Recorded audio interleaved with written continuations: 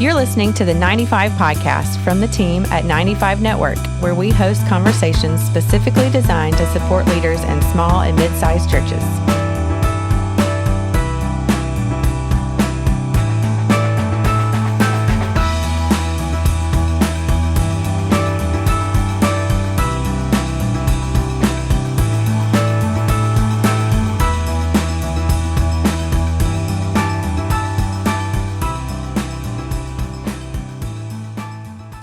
Hey, everybody. Welcome back to the 95 podcast. This is Dale Sellers, Executive Director at 95 Network.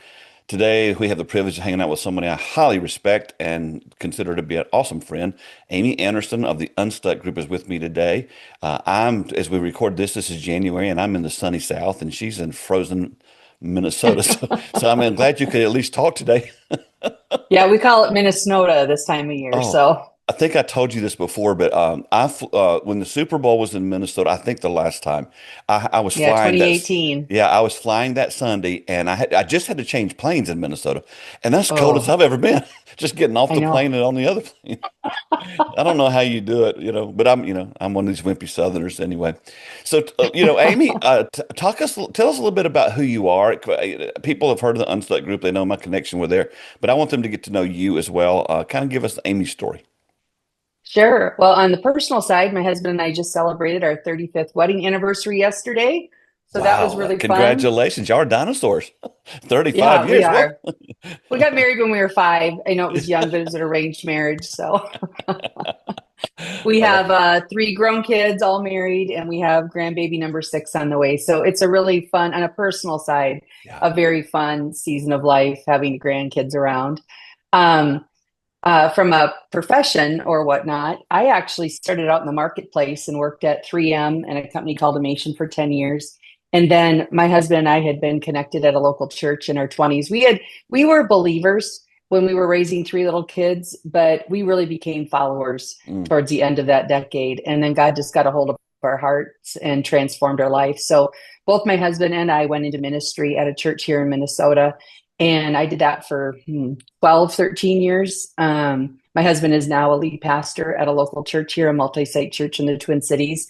And after 12 years at a local church, then I met Tony Morgan and joined the Unstuck Group. So I've been working with Unstuck for 11 years now. Wow. I've personally been on the ground, I think, with over 250 churches, in addition to our cohorts we have for executive pastors, multi-site leaders. Anyways, it's just absolutely, I feel so honored to be able to work with and see the church across North America. Yeah. A lot of us, when we're in ministry, we're in one church. Mm-hmm. And that's kind of the only culture we know, the only view we have.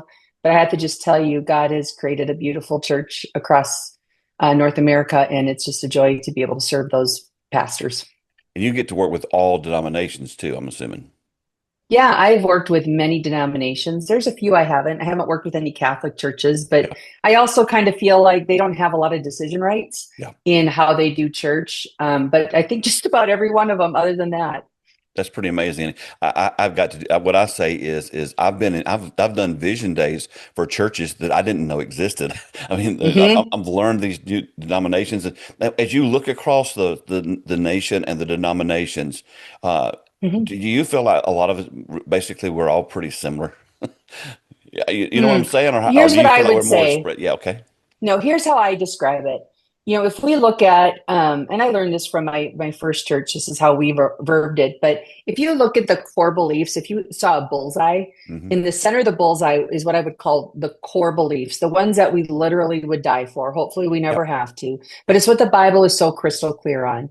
And then the next rung out would be those beliefs, the theology that we would defend. And that could be things like women in leadership, Calvinism versus Arminianism, that kind of stuff. So the Bible has something to say, and different theologians have different places, but I would call those the defend beliefs. And then the outer rung are just things we discuss. The Bible has very little to say about it. Like, how old is the earth, right? At the end of the day, is it 6 million, 6,000?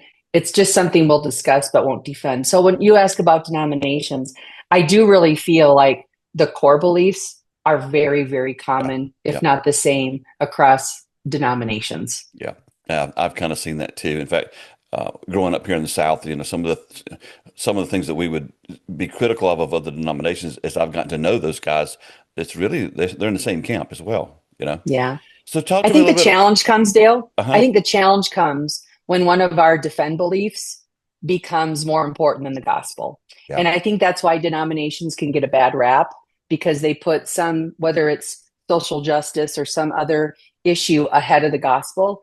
That's when the church it will eventually die, because the church needs to be about Jesus. Yeah. One of the things that's happened to me as I've gotten older Mm-hmm. is I've gotten less rigid.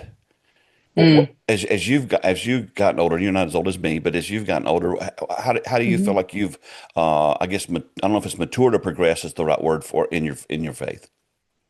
Yeah, I probably go back to the example I have. I probably hold much tighter to the core beliefs, Hmm. and I hold a little more loosely. I've got room for those defend when I work with churches, for example, who women can't lead. Yeah, And it always kind of cracks me up that's so because I'm funny working because with a you're a group of woman. 12 men and I'm leading.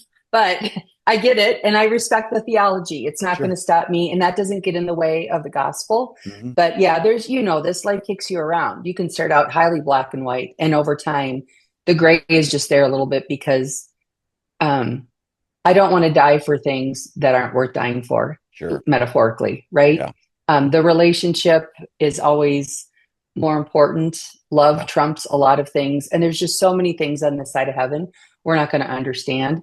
But I think if we always have our due north on Jesus and how he loved, that helps us through the gray. Yeah, I think I've become much more filled with grace than I was Yeah. back when I knew everything, you know, because they used to say it Yes. when we were in college, you know, well, I wish people would ask me things now that I know everything. But as I've gotten older, I'm like, man, I guess I'm the last guy that's going to kick you under the bus because Yeah. I don't want to get kicked under the bus myself, you know? Yeah. I have shifted from doing a lot of telling to Yeah, doing a lot of asking there you over go. these last couple decades. Yep. And I think that's very good with what you do as far as working with churches too, you know, because I think sometimes, and you would know this even more than me, a lot of churches just have no idea how they got to where they are, especially if they're Yeah. stuck. Yep. Yeah. Yep. That's Uh, been a tremendous shift from my seat. So it could just be because, we're called the Unstuck Group. So you have to have a level of humility to be a part of our yeah, you tribe. do. Yeah, you do. Um, and when I started, our mission was to help churches get unstuck. We've tweaked it a little bit. It's now helping pastors lead unstuck churches. Hmm. But I would say 90% of the churches I worked with last year were getting stuck because they were growing. And I know that doesn't line up with Barna and Pew and all the research, Hmm. but the churches connected to our tribe, they're doing something amazing. And, when I started, I'd say most of our work was on in the maintenance phase of the church life cycle, on the decline, feeling stuck. And today it's just a different landscape. I think God is I don't know if I can call it a revival, but he sure is drawing this next generation to the churches that are ready for them. Yeah, we have an urgency here at 95 Network just to really try to get churches, especially rural churches, to at least be aware that hey, people are coming back to church in ways we haven't seen in a long time. You Uh-huh. got to adapt somewhat. Talk a little bit about the Unstuck Group. Where are you guys at now? You know, how's things going in this last year and a half? You know, kind of update us if you would. Yeah. Yeah, I don't know if your listeners know, but our founder and friend, Tony Morgan, who started the Unstuck Group, died suddenly in the fall of 2024. And so it was really an interesting season for us. Number one, we were just grieving. We were in Yeah, shock. We kind of went quiet for a while, for a few months almost. yeah, And then came out and just really felt like Tony never would have wanted this mission to end with yeah, him. He was always, in fact, we were talking about succession together. We were the same age and we're gonna kind of be on the same plan. And so we just felt like it was always intended to be passed to the next generation. sure. And so that's really, we were a four-legged stool before as a leadership team. Now we're a three-legged stool. So that still sits. And I was saying recently in October, I had zero consulting scheduled for 2025 when Tony passed away in the fall. And by December, I was booked through July.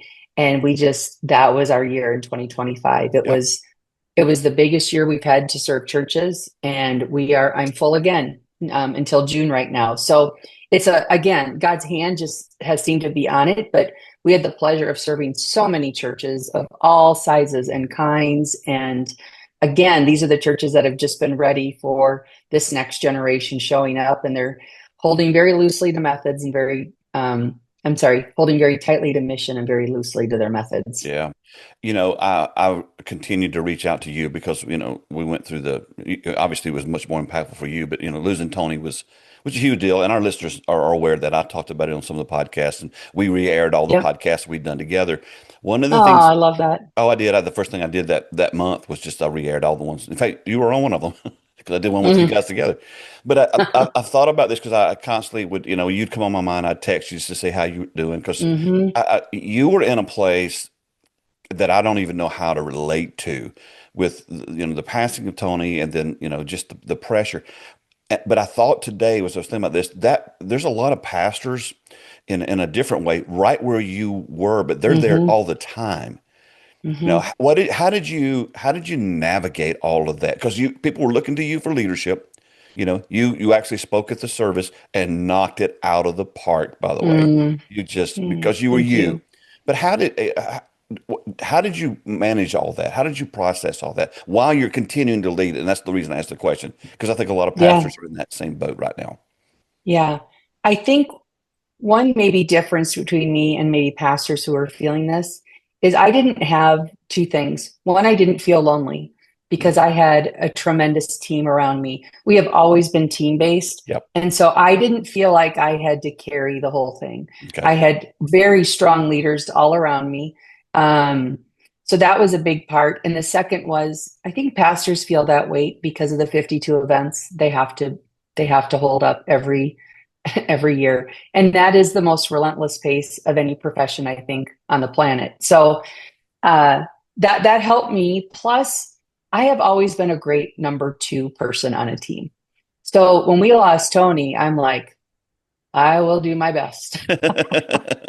But I didn't have that where I felt like it's all on me. I have to do this. I absolutely did not feel that way. I just felt like, all right, God, you're probably and he did, you're going to challenge me in some new areas in this season. And yet, because Tony led such a team-based team, there was a lot that didn't change that way too. The Unstuck Group is not about me. Man, your daughter, Tiffany, who's on our team, she's way smarter than me. Sean has got, I mean, he is a Swiss Army knife. Sean can do absolutely anything. So I think that's just a little bit of the difference. And I just said, God, I will submit to this. I will do whatever you call me to do. But just know I don't feel like I have the wiring for this. And he just showed up. And, so like an example of an area was just content. Tony was kind of our lead content creator. Big time. And that's what we do at the Unstuck. We put a lot of content out there so that hopefully eventually pastors that we can help take steps towards us.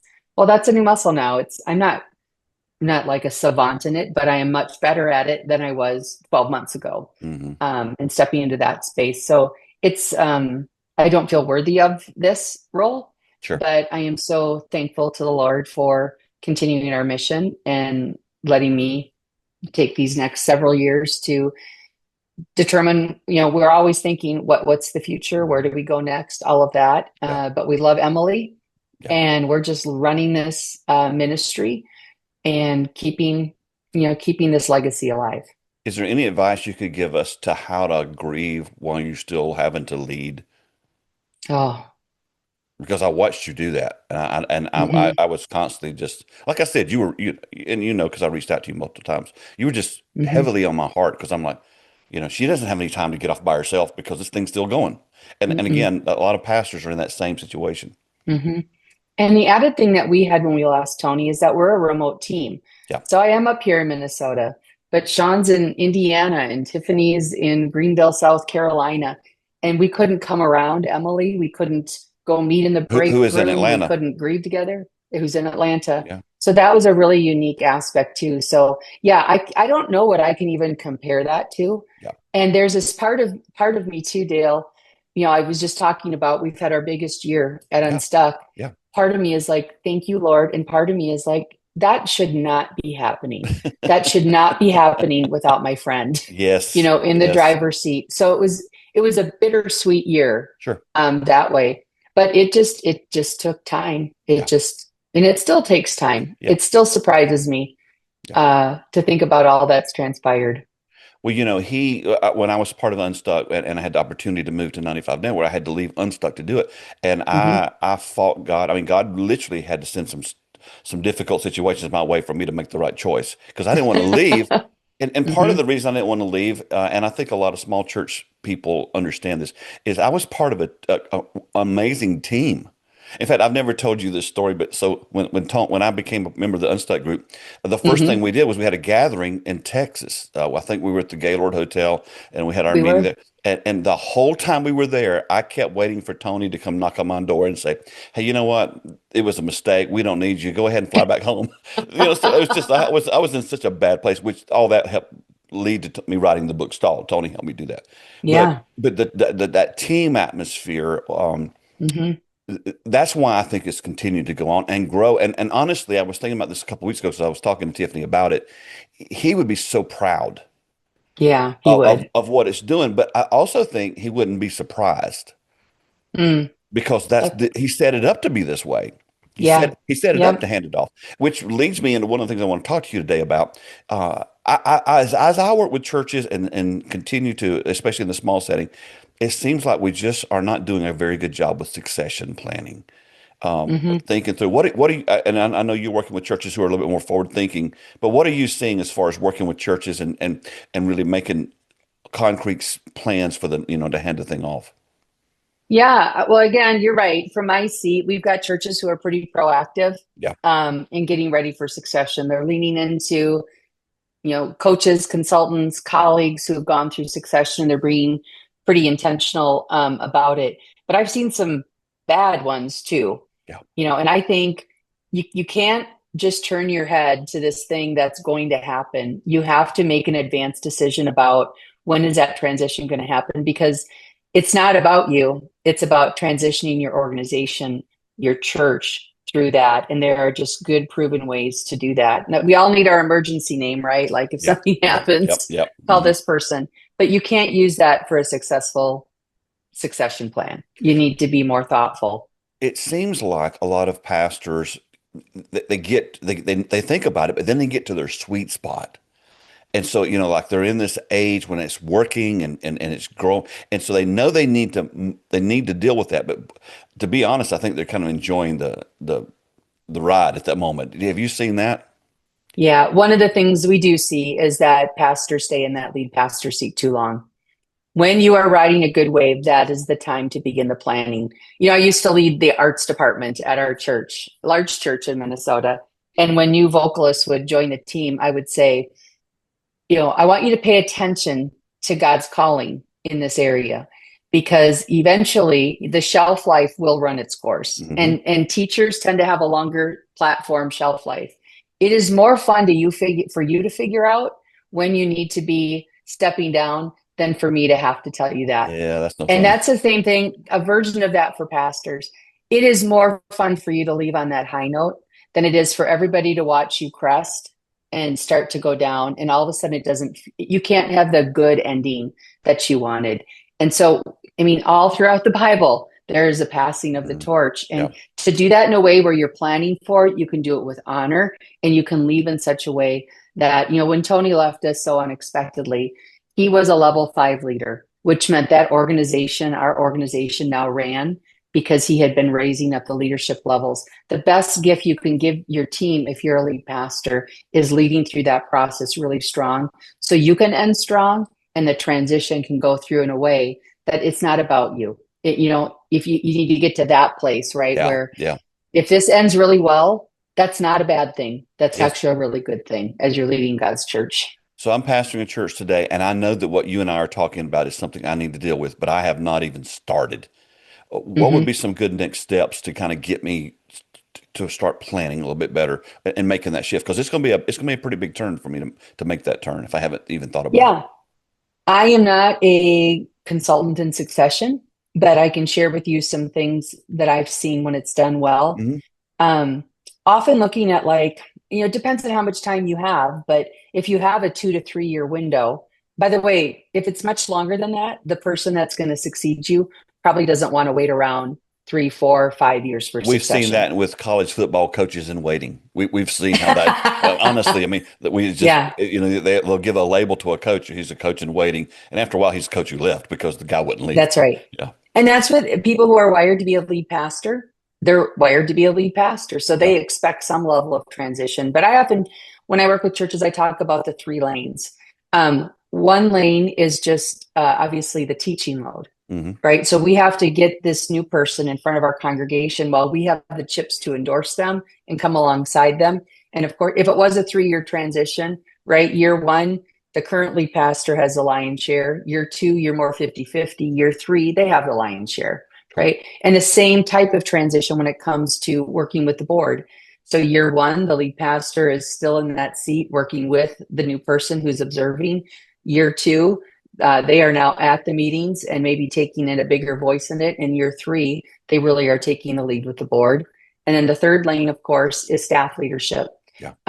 Finding ways to let that person. So it's just as one of you is stepping down, the other one is stepping up. It's not rocket science, but if you have 2 years to do that, you have 1 year to do it. All of that stuff still stays in play. You've got to work through just passing the torch in those 3 areas of a lead pastor responsibility. And you, if you're the one handing it off, it doesn't necessarily mean you're just going to be, right off into the sunset and not be Right. useful anymore. In fact, as we get older, sometimes it's our most influential time, but just maybe in a different role. Have you seen any Yeah. pastors who've kind of, stepped away from that, but then they all of a sudden found a sweet spot that they didn't even know was there? Yeah, I think this is a really important part of the succession conversation, because I think if you were to talk to some of the folks who coach in this area, it's wise for that lead pastor to create some space for that new leader, meaning to be vacant from the church for a period of time, whatever that's appropriate. And when I've seen that, and then they come back and sometimes they're still teaching, but it's a reduced amount, pastor emeritus, kind of thing. I've also seen where after the succession has gone through and worked beautifully, they've tried to get too much back into that lead seat.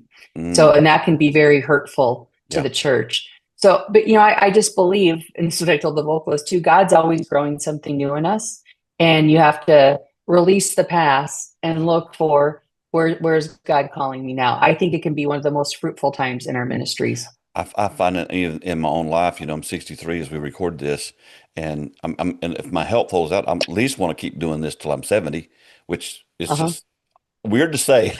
One, it's weird to say I'm 63.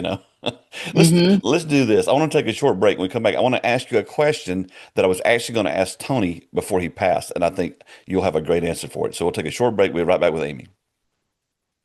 Back here with Amy of the Unstuck Group, just talking through life and leadership. And so, as I mentioned on the other side of the break, I was actually scheduled to record Tony the day after he had his heart attack. So goodness. So when we were having a family get together on Labor Day, and so when Jacinta calls Tiffany to tell her what's going on, she has to call me and say, "Hey, look, we're not going to be able to do the podcast tomorrow." And so, but what I was going to ask you, I used the life cycles, the bell-shaped curve that Tony did. I use that all the time, because the life cycle of a church thing, and our listeners are familiar with it. And I'll put a picture of it in the show notes.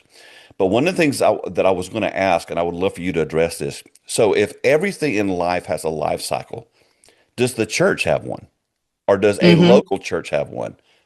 Dive in. Absolutely. I mean, that was the reason Tony wrote the book, because every church will go through that church life cycle. And if they aren't careful, they're going to end up on the declining side of it. So, and by the way, every church doesn't necessarily go through the full life cycle. Some of them launch and then they die, right? We've been around church planters where it hasn't taken.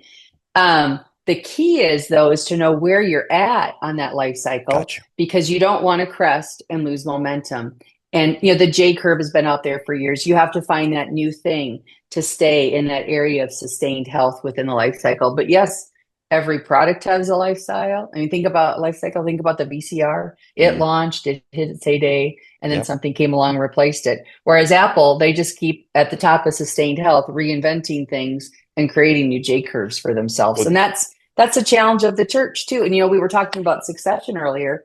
That's another reason we can do this job probably much longer than we should. Yeah. But we have to keep relevance in the pulpit. We have to keep, if we're thinking about our mission field and who we're trying to reach, sometimes if we don't make the changes necessary, that can even be something that causes us to start to decline. Basically, you need to relaunch at Sustain Health You with do. a new vision, a new plan. And what I find is again, we finally get, especially if you've been in a small church setting or are you in a church plant, it was so much work, so much Yeah. stress, so much, turmoil and pain and everything to climb to the top of the mountain that I think when you get there, you just want to revel in it for a while. And Yeah. you kind of lose sight. What could we do to help us if we're at a place where, maybe somebody's listening right now and they're like, well, our church is just, we're in a great spot right now. Well, what could they do in that moment? And again, it's not the leader sometimes. Sometimes it's the congregation or the board or trying to get them to understand, because they're all like, "Hey, look at what God is doing." Yeah, but Hmm. if you don't keep up with it, it'll leave you. What are some of the things That's we could right. do to help us at that pinnacle? Yeah, well, that pinnacle is all about reproducing. It's about reproducing your ministry. So if it's producing growth, Hmm. if it's producing baptisms, if your vital signs are healthy, you probably have great strategies. The challenge is if you are starting to head towards a declining side, those metrics will tell you it's coming before it happens. Yeah. And so you have to pay attention in the good days. To what your metrics are telling you so that you know when you maybe need to do a strategy change. Here's what I mean by that. We work with a lot of churches where they're still growing. They might be at 5%, 4% growth. Finances probably are better than they've ever been. But if you look and you start to see percentage of people serving, new people in the database, kids check in, these are kind of like some lead indicators. Hmm. They're on the decline. And they have been for a while. And so baptisms are also down because once you crest and you start to lose momentum, say you get into maintenance, Yeah. you can't crawl back up that hill. You actually have to find a way to get back to momentum growth. You have to re-spur on. And actually, a lot of churches did this through COVID. They were in Hmm. maintenance, and the ones that weren't paying attention, they died. Yep. And the ones that were, they knew we have to, in a sense, get back to a launch phase, fresh vision, externally focused, all of those types of things. So I hope I answered your question. You did. But when you're at the top, it's even more important to pay attention to your metrics so that your metrics will tell you if your ministry strategies are working. And the time to reinvent a strategy is not when you're gasping for air. The Yeah. time to reinvent a strategy is when you're surrounded by health generally and you've got to put the spotlight on something that needs to shift and change. I'll give you an example. Mhm. One of the things that we see so many churches struggling with is for people. So they're like, we see new families all the time. We don't becoming known at a church is more of a challenge for church leaders for people to make themselves known and Yeah. to take that first step of engagement. So many churches are still running the, hey, come to these 3 1-hour classes for the Hmm. next 3 weeks. Come to even just this 1-hour class. People aren't doing it anymore. Mm-mm. They need low relational, low time commitment first steps into the church.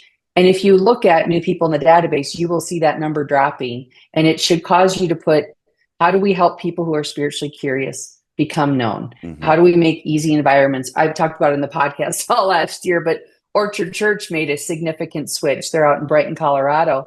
They went from 1 45-minute like starting point class between first and second service once a month. They saw like 60 to 80 people take that per month pre-COVID. Hmm. Post-COVID, they saw like 6 or 8 people taking it. Yeah. Yeah. And so they re-engineered it and they created a 10-minute, 15-minute next step experience after every service. And they saw those numbers rebound. Yep. I think it was like 800% growth. And what happened is when people took a first step, they were more likely to take a next step. Mhm. So they saw a 350% increase in people taking those big steps to serve and to get into a group. So there's just things we have to pay attention to in order to ensure we're not going to go on the declining momentum side of the life cycle. The thing that I learned, and I want to make sure I want to hang here for just a second because I think when I look back, the thing that I learned the most, or the most important thing I learned from Tony was about maintenance. Because so if we're talking as listeners, if we're talking about a bell-shaped curve and you work from momentum and strategic growth and all that stuff, and you're at sustained health, if you start sliding down, the first phase that Tony labeled it was as at maintenance. But he made this statement, and and you do too. It's like, but right there's when it feels like everything's the best. That's right. You got the most money, you've got the most momentum, things are good, and that's when you can get satisfied or slide into, not evaluating very well. Can you talk a little bit more about just how maintenance impacts a church? Yeah, well, in maintenance, you're losing momentum, but if you don't turn it around, you're going to move into preservation. Yeah. And maintenance, this might be a clue you're there, is if people are suggesting changes and your first thought is, I don't think people are going to like if we change that. I don't think our people are going to like that. So you start to be motivated by what you think people will think versus thinking, is this going to move our mission forward? Yeah. So that's a classic symptom in maintenance, which is keep people happy. Of course, if you end up in preservation, now you're like, we've got to keep people from leaving. Yep. Mm-hmm. But sometimes when numbers look good enough, like attendance numbers and finances are strong, that is like a false happiness. Yep. Yep. That's a false happiness, right?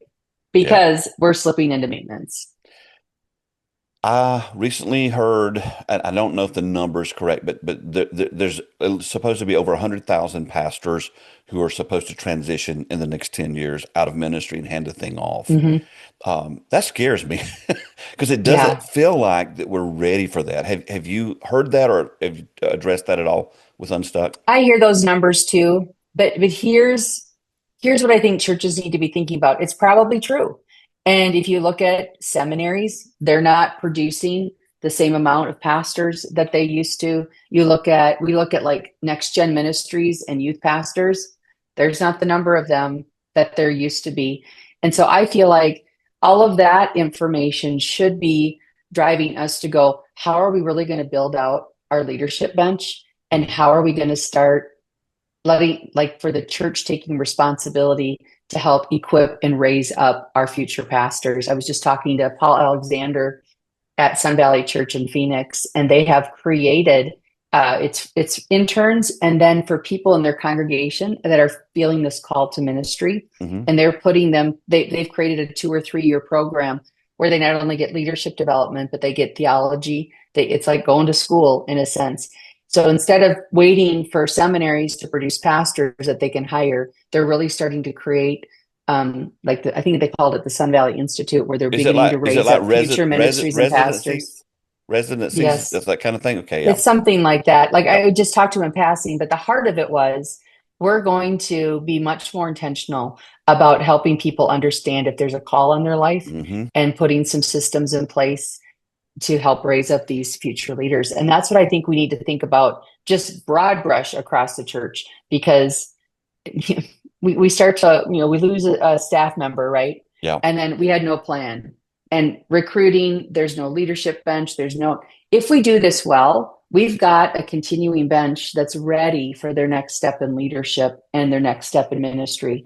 Theology and those types of things, there's outlets you need that training in some of the roles for sure. But I wouldn't be, if I were a lead pastor, that's what would be on my mind, is how are we calling people, that have a call in their life into ministry and raising them up in our churches. Are you saying we're supposed to be equippers? I am. How about that? That's in the Bible. In fact, I was just introduced this year. Maybe I missed out of the loop, but I had not really heard the term residencies and that kind of thing. We actually have a podcast coming up in February with Dave and Kristen Miller, and that's what they do full time, is they help churches develop and create residency programs. And what they're doing is basically what you just said. They're teaching them how to do ministry. And man, I tell you what, in the era that I grew up, you weren't allowed to make mistakes. So you spend a lot of your energy trying to hide what you didn't know how to do. How did you grow up? You were different. It was a different vibe, but did you experience anything like that? Well, I didn't grow up in ministry. I went into ministry older. That's why you're so good at it now. Not a pastor's kid. None of that. Yeah. But a little bit of the theme of our conversation has been this feel of like imposter syndrome, Mm-hmm. right? I know a lot of lead pastors can often feel that way. I probably felt that way a little bit coming out of 2024. You talk about your time early in ministry, couldn't make a mistake. I've got to fake it till I make it type of Mm-hmm. thing. I think we're in a new day. And I think we all have to this is probably what I did okay in our transition, is I just knew what I was good at and what I wasn't. And I wasn't going to try to fake it. Yeah. I was going to lean into my sweet spot. And I think all of us in ministry leadership have to get comfortable with that. That's why I like assessments like Working Genius. Mm-hmm. It just informs, because God made none of us whole. God made us wholly interdependent with the body of Christ in order to lead his church. So you might be the most visible and you might be the leader, but goodness, what the body needs is in the body. You don't have it all. You're just a fill in the blank, an eye, a mouth, a hand. So I think when we embrace that interdependence and recognizing we don't have to be it all, faking it actually gives, I think, room for the enemy to come and destroy, because he can observe, he watches us, he knows how to shoot his arrows. So for what that's worth, I see that sometimes where pastors carry too much because they feel like they have to be it all. I think we again, I'm older than you, and I'm in this generation that's reaching retirement age. We were just taught that you're supposed to be everything. You're supposed to provide. And I remember probably it was in the '80s when I heard Andy Stanley talk about that. Really, what you need to do is lean into what you do well and do it better. He talked Yes. about when he started North Point that he actually got fired from events. The staff was like, because he was screwing up all their events. And I thought, wow, that is so opposite of what we do. Is we kind of like, just casually don't even look at what we do well, but really press into things that we don't do well, and it creates tension and frustration and stress, and it can lead to having heart surgery. It as, can, can't it? as I know 10 years ago what happened because of stress. And so with that in mind, when you think about the overall health of churches that you're seeing right now, how would you assess the health of the American church at the moment? And I know that's a broad stroke because you work with churches that are kind of moving in the right direction, but there's a lot that aren't. Yeah. Yeah, it is hard for me to assess because I just know our tribe. Yeah. And when I read Barna and Pew, it doesn't resonate with me. Yeah. Although I know those churches exist. I was just at a church like that last week for a funeral, and they're still just running plays from 50, 60, 70, 100 years ago. Yeah. And they are not paying attention to where God's placed their church, who their mission field is, and who they should be reaching. So any church that's not doing that, and you're just doing church, I mean, gosh, don't stress. It's not worth it. No one's coming to Christ. Yeah. No lives are being changed. My view are pastors who really, they're just on mission. And so they're trying things, they're failing forward, they're tackling initiatives, things that they need to get going to stay a healthy church. They're not living week to week. They're doing strategic planning. And just any organization. I mean, sometimes people say, like, when I work with the churches, they're like, are we a business or are we a church? Yeah, I hear that a lot. You're an organization. Organizational principles transcend whether you're for-profit, nonprofit, ministry, secular, all that kind of stuff. And I think maybe even what you were saying, maybe when you went into ministry, you felt like you were supposed to be a pastor, therefore do everything, care for everyone, all of this. I think maybe I'm not too far behind you in age, but my view and even my ministry experience is that if you're going to lead a church, you need to have leadership. You need to have a leadership gifting. Doesn't need to look like some of the lead pastors we've seen who have had some celebrity. Doesn't mean you have to be that. Yeah. But you do have to not just pastor your congregation. You need to lead your team, lean into those gifts. And I do agree with you. If there's things you're not good at, that's what informs how to build out your team. I mean, your character has to be high. Your chemistry skills have to be high. When it comes to competence, if you're a lead pastor, you have to be able to cast vision. You don't have to create it all. You can lean on people for that, but you have to cast it. You have to be the spiritual leader and teacher. You have to champion the vision of where your church is going, but you don't have to do all the other things that follow behind that. That's what your team can do. That's what they can pick up. But if you have surrounded yourself just by other shepherds and pastors, and we're missing the leadership gift, Yeah. that's going to be your challenge. So I can sense now that there's somebody listening and they're like, I really want to make this transition to help our church to be effective in the next, few decades. But I work at a church where they expect me to do everything. Mm-hmm. What would you say to a pastor who goes, look, I want to help our church change? Mm-hmm. And again, when you, in some small church settings, it's, you will hear things like, well, we're your boss and you work for us. And, Right. a terrible setting to be in. But if someone is listening, even if they're in that setting, what would be some internal personal things they could do to begin to shift the direction of their church? Because it's not going to sustain like that. Right. I mean, if you have a board who feels like we're the decision maker, I mean, you have to get your governance structure right, where they are advisors, but the lead pastor is the lead pastor. So if that's all wonky, that's a hard one to speak to. Yeah. But I mean, hopefully your board and you as a lead pastor want to lead a church that's on mission. I would actually recommend as a team reading through the Unstuck Church together. I mean, it's so practical. I think it might be 10 years ago now that Tony wrote it, but everything is still relevant and applies today.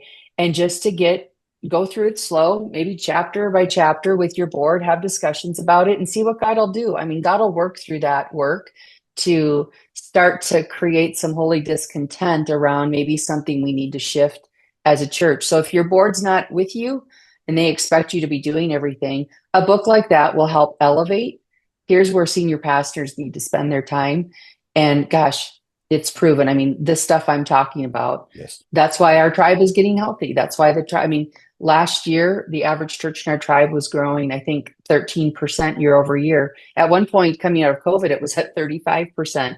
Yeah. So we're not just making this stuff up, but if you want your pastor to be the primary shepherd, then they are not going to be able to do the things that's required of a lead pastor, that only they can do, the things they can't delegate. One of the things I tell churches, especially in our setting, is that a lot of small churches are known for doing 20 things poorly instead of one or two things well. You're a very strategic thinker. How could we help a church decide what are those one or two things that we really need to be about? Yeah. Well, for most churches, if not all, the weekend service still is the primary strategy for churches to reach new people. Okay. If we don't reach new people, we have nobody to disciple and our church will die. So for me personally, I feel like, is our weekend running on all cylinders? When we open up those doors 52 times a year, are we ready? Did we put the time in? The pastor doesn't have control around a lot of things. Sure. They have complete control over what they preach and what that experience feels like. And so I would say, number one, do we have an effective weekend service for reaching new people? Put it under the microscope. I mean, invite a friend, let them come see. Get some outside you pay eyes. attention to your church when you invite someone. You see it, you smell it. I mean, all this stuff that maybe was invisible because we're just habituated to our experience. So obviously that's a really important one. And then have we defined the primary steps we want people to take so that they actually can become more like Jesus, right? That they can become a fully devoted follower. Most churches that I work with, these are pretty simple. They're the catalysts of helping people understand their spiritual gifts and begin to serve. It's getting connected in community. In fact, at Orchard Church, Shelley, who's over their discipleship pathway, said, if we can help them find 3 friends, they'll stick. Yep. But if they can't find friends, they won't stick. They'll bounce. Yep. And, serving gives responsibility. Connecting with other people builds relationships. So those are 2 catalysts. And then obviously it moves on to things like generosity and doing money God's way. But do we just have simple steps? Or do we just have a bunch of programs and events, a women's event, a men's event, where we're just keeping the building busy, but we aren't seeing the transformation? So scale it down. What's our primary reach strategy? What are our primary discipleship strategies? And honestly, everything you do as a church should have a purpose that's leading to those things, reaching and discipling people. If it's just a feel good, we all got together, we filled the room, but nothing moved the dial, Yeah. We're really just running a club. I could talk to you all day. We have kindred hearts for sure, and I Mm-hmm. love your experience and just the insight. So as we wrap up the podcast, I'm going to ask you a two-part question. Okay. I'll ask you the negative part first, and then the positive part. So when you look ahead over the next 5 years, when you look at the church in America, what scares you the most? Hmm. I have to think about that for a second. Tension's Why good. do I feel like it's not scaring me? And it could be because it doesn't scare me that some churches will close and die, Okay. because those are the clubs. And God always brings new and fresh. I mean, we go through the fire, He refines it. And I see such a strong army of churches that are on mission, that are making tough decisions, that are, just doing the hard work of building their leadership benches and scrubbing their ministry strategies. So I see so much hope. Hmm. If I didn't see that, if we still had like 70% of the churches we work with in maintenance, I think I would have had a different answer to that, Okay. because I would have been like, if we don't wake up, we're going to have a few mega cajillion church, mega Hmm. churches kind of thing. I don't even like that phrase anymore. Yeah. And then nothing else. But we need churches of all shapes and sizes, of all different denominations, because we have all different kinds of people God wants us to reach. We're all in different communities, on different street corners, in different mission fields. And I just think the pastors and ministry leaders who pay attention to where God's placed their church, and they get focused there and do change their strategies to meet the needs of those people, God's going to put His hand on your church. But if we ignore culture and ignore who's around our church and just pay attention to who's in our church, those churches are probably going to lose gas, and they're probably going to eventually close their doors. And one of the things that's happening today, we could have said that 10 years ago, and people would have kind of like, Mm-hmm. yeah, whatever. But Mm-hmm. everybody listening knows a church that's closed. That's It's right. it's happening because of people ignoring the very things you said. So, but I love the Mm-hmm. pause. I love the fact you had to pause to think about that. That's good. That's really good. That tells me you're seeing a lot of good things, which leads to the second question: is what excites you about the next few years? Well, there are just so many people coming to church, not returners, but people who they're just trying it out. There's this, again, I hate to use the word revival, but there is an increase in the spiritual temperature. And we look at the data on the Gen Z and the I get confused millennials. now with all this. I don't know which one's which I anymore. know all those titles, Yeah, but really the 28 to 40-year-olds yeah, with kids, without kids, they're finding their way through the doors, and they're really spiritually hungry. yes, And that's just a beautiful thing to see that drawback, because, we watched Canada for years because they were post-Christian long before we were. And so to see this resurgence and this trying out faith again is just, it's a beautiful thing to see. And so I have a lot of hope that way, that God's just doing something in North America right now. the We're seeing major it in England too. It's yes. just sound bites for me, but I'm hearing that same thing across the pond as well. So we need to pay attention to that. The ma- Something's at work there. the majority of churches that we work with, if you ask them who their primary target audience is, it's this very group that's coming. So it's Hmm. like, hey, pastors, it's never been better than right now if you'll just make some Hmm. shifts. Thank you for That's taking the right. time to hang out with us today. You're an Yeah. Thank you. awesome friend. I think sometimes I don't know if you ever do this. You may not be old enough, but sometimes I think about the conversations we're going to have in heaven, where you sit around on a Hmm. bench somewhere and talk about how God did this and did that. And Hmm. I know that you and I and Tony are going to have some together. It's going to be fun. It'll be great. Yes. Well, thank you Well, again thanks for for being having here. me on, Dale.